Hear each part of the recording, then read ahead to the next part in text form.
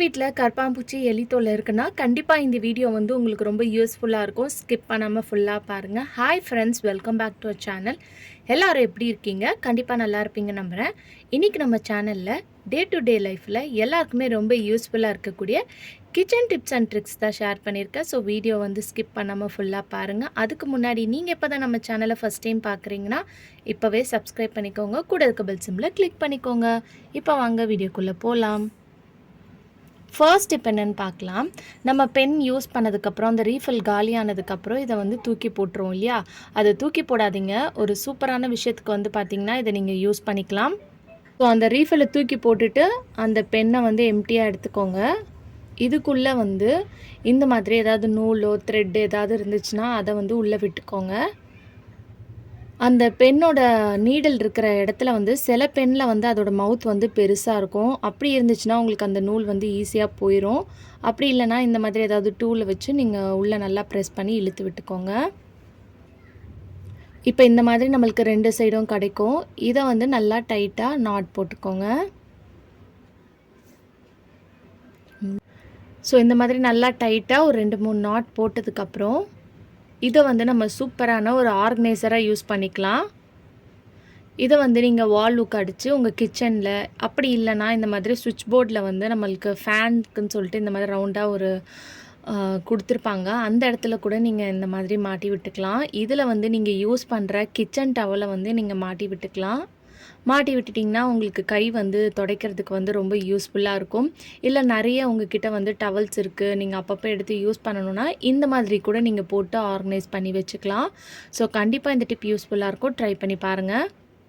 அடுத்த டிப்க்கு நான் இங்கே ஒரு பாத்திரத்தில் 2 உருளைக்கிழங்கு போட்டிருக்கேன். இது கூட வந்து தண்ணி வந்து நான் சேர்த்துக்கிறேன். தண்ணி சேர்த்ததுக்கப்புறம் இதை வந்து கேப் போட்டு மூடிடுங்க. மூடிட்டு இதை வந்து நல்லா இந்த மாதிரி ஷேக் பண்ணி விடுங்க ஒரு 2-3 வாட்டி.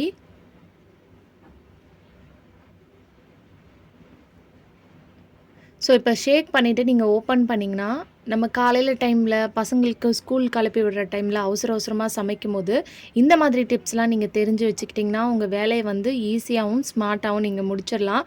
ஸோ அதுக்குள்ளே இருக்கிற மேலே இருக்கிற மண்ணெல்லாம் வந்து பார்த்திங்கன்னா உள்ளே இந்த தண்ணியிலே உங்களுக்கு ஈஸியாக நல்லா க்ளீனாக வாஷ் ஆகி கிடச்சிரும். ஸோ நம்ம போட்டு ரொம்ப நேரம் வாஷ் பண்ணிவிட்டு கழுவிட்டு இருக்கணுன்ற அவசியம் இல்லை. ஸோ ஈஸியாக வந்து பார்த்திங்கன்னா இப்போ நம்ம இதை க்ளீன் பண்ணி எடுத்துட்டோம். ஸோ இந்த மாதிரி சின்ன சின்ன டிப்ஸ்லாம் தெரிஞ்சு வச்சுக்கிட்டிங்கன்னா நீங்கள் அவசரமாக காலையில் சமைக்கிற டைமில் ஈஸியாக நம்ம வேலையை முடிச்சிடலாம். கண்டிப்பாக ட்ரை பண்ணி பாருங்கள். அடுத்த டிப்க்கு நான் ஒரு கிளாஸ் எடுத்திருக்கேன். இது கூடயே வந்து நம்ம சப்பாத்தி திரட்டுற அந்த கட்டை வந்து எடுத்திருக்கேன். நம்ம வீட்டில் இஞ்சி பூண்டு நசுக்கிற கல் இல்லைன்னா இந்த டிப் ரொம்ப யூஸ்ஃபுல்லாக இருக்கும். இந்த மாதிரி ஒரு கிளாஸில் வந்து இஞ்சியோ பூண்டோ நீங்கள் போட்டுட்டு அதுக்கப்புறம் இந்த கட்டையை வச்சு நீங்கள் இந்த மாதிரி நசுக்குனாலே போதும். உங்களுக்கு நல்லா வந்து பூண்டு வந்து பார்த்திங்கன்னா நம்ம எப்படி இஞ்சி பூண்டு நசுக்கிற கல்லை நசுக்குனா கிடைக்குமோ அதே மாதிரி கிடைக்கும். ட்ரை பண்ணி பாருங்கள். அடுத்த டிப்க்கு நம்ம யூஸ் பண்ணாதே ஏதாவது பழைய பவுல் இருந்தால் எடுத்துக்கோங்க. இதில் வந்து நான் வேப்பிலை இருக்கு இல்லையா, காஞ்ச வேப்பிலையை வந்து இந்த மாதிரி பவுட்ரு பண்ணி நீங்கள் சேர்த்துக்கலாம். இல்லை அப்படியே கூட நீங்கள் சேர்த்துக்கலாம். உங்கள்கிட்ட ஃப்ரெஷ்ஷான வேப்பிலை இருந்துச்சுன்னா கூட நீங்கள் சேர்த்துக்கோங்க. இது கூடயே வந்து பார்த்திங்கன்னா நான் பூண்டு நசுக்கி வச்சுருந்த பூண்டையும் வந்து சேர்த்துக்கிறேன். இது எல்லாத்தையும் நீங்கள் பேஸ்ட்டாக கூட அரைச்சி கூட நீங்கள் இந்த டிப்பை வந்து ரெடி பண்ணிக்கலாம். ஸோ இப்போ இதெல்லாம் சேர்த்ததுக்கப்புறம் இது கூட வந்து கடலை மாவு, சப்பாத்தி மாவு, மைதா மாவு இதில் எதாக இருந்தாலும் ஒரு 2லேருந்து ஒரு 3 ஸ்பூன் அளவுக்கு சேர்த்துக்கோங்க. அதுக்கப்புறமா இது கூட வந்து பேக்கிங் சோடா வந்து நம்ம சேர்த்துக்க போகிறோம். மிளகு பவுட்ரு வந்து நம்ம சேர்த்துக்க போகிறோம். ஸோ இப்போ வந்து பார்த்திங்கன்னா நான் மிளகு தூள் வந்து சேர்த்துருக்கேன். அப்புறமா பேக்கிங் சோடா வந்து நான் கொஞ்சமாக சேர்த்துருக்கேன். இப்போ இதெல்லாம் சேர்த்ததுக்கப்புறம் கொஞ்சமாக வந்து எண்ணெய் சேர்த்துக்கலாம்.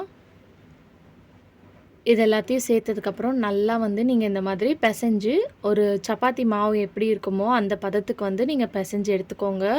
வேணும்னா லைட்டாக வந்து தண்ணி சேர்த்துக்கலாம். நம்ம ரெடி பண்ணியிருக்க அந்த மாவு வந்து குட்டி குட்டி பால்ஸாக உருண்டைங்களாக வந்து எடுத்துக்கோங்க. இது எதுக்குன்னு பார்த்தீங்கன்னா, நம்ம வீட்ல தொல்ல பண்ணிட்டு இருக்க கரப்பான்பூச்சி, பல்லி, எலி தொல்லை எல்லாத்துக்கும் இந்த ஒரு மெடிசின் இருந்தா போதும். இதில நம்ம வந்து வேப்பிலை சேர்த்துருக்கோம். அதுக்கப்புறம் வந்து பார்த்திங்கன்னா, மிளகு சேர்த்துருக்கோம், பேக்கிங் பவுடர் சேர்த்துருக்கோம். இதெல்லாம் வந்து பார்த்திங்கன்னா, அதோட வயிற வந்து அப்செட் பண்ணிரும். கண்டிப்பா இது சாப்பிட்டதுக்கப்புறம் உங்க வீட்டு பக்கம் வரவே வராது. பட் ஆனா நீங்க கம்ப்ளீட்டா உங்க வீட்ல இருக்கக்கூடிய கரப்பான்பூச்சி, எலிகள்லாம் ஒழிக்கணும்னு நினச்சிங்கன்னா, கண்டிப்பா இத வீக்லி ட்வைஸாவது நீங்க ட்ரை பண்ணுங்க. அப்பதான் உங்க வீட்ட விட்டு கம்ப்ளீட்டா வந்து பார்த்தீங்கன்னா, இந்த கரப்பான்பூச்சி, பல்லி எல்லாமே வந்து போயிரும். இத வந்து நீங்க இந்த மாதிரி சாலிடா இல்லாம லிக்விட் ஃபார்ம்ல கூட ரெடி பண்ணிக்கலாம். வேப்பிலைய வந்து நல்லா அரைச்சிட்டு, அதுக்கப்புறம் நீங்க அது கூட மிளகு, பேக்கிங் சோடா எல்லாம் சேர்த்துட்டு, அத கூட நீங்க ஸ்ப்ரே பண்ணி கூட யூஸ் பண்ணிக்கலாம்.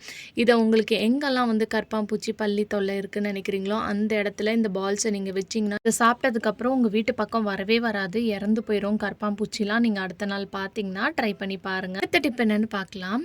நம்ம வந்து கால்ல சாக்ஸ் போடுவோம். போட்ட கொஞ்ச நேரத்திலேயே வந்து பார்த்திங்கன்னா, நம்மளுக்கு ரொம்ப வேர்க்கிற மாதிரி, ஸ்வெட் ஆகுற மாதிரி இருக்கும். ஸோ, அதுக்கான ஒரு சின்ன டிப் என்னன்னு பார்க்கலாம். நம்ம யூஸ் பண்ணுற சாக்ஸ் போடுறதுக்கு முன்னாடி இந்த டிப்பை நீங்கள் ட்ரை பண்ணணும். ஸோ, இப்போ இந்த சாக்ஸை வந்து உல்டாவா வந்து திருப்பிக்கோங்க. திருப்பினதுக்கப்புறம் லைட்டாக இந்த மாதிரி நம்ம முகத்துக்கு யூஸ் பண்ணுற எந்த பவுடராக இருந்தாலும் அதை வந்து அந்த நம்ம ஃபிங்கர்ஸ் வர்ற இடத்துல வந்து இந்த மாதிரி ஸ்ப்ரெட் பண்ணி போட்டுக்கோங்க.